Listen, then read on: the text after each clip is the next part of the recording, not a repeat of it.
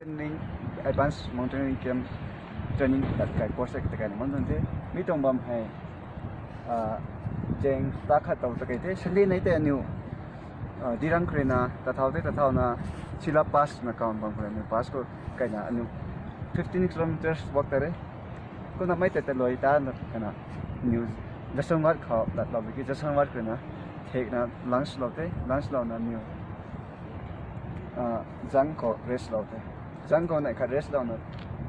nhiều tụm bột cháy rít mày phúng lên là nhiều tụm bột cháy phải phúng lên là nhiều ta tháo ra thế cũng là new building sang bằng còn nhiều kilometer rút struck là cao mày tụm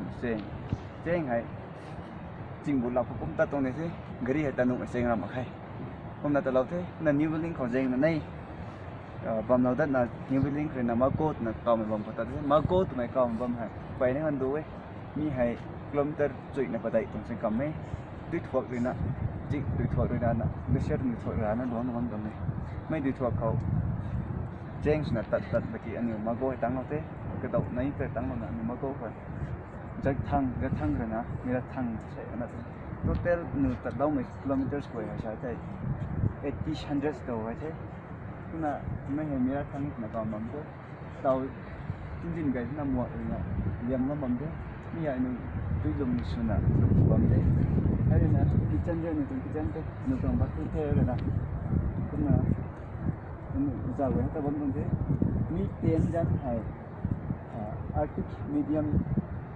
ten thì sai, mid ten hay mà Sài Gòn sẵn rồi gần rụt họ, và một mid ten đấy, như vậy cũng là hay rồi nè, Arctic small ten thì sao, gần thùng hồng đầy bằng nụng bấm đấy, nó quy được gần rất là họ thích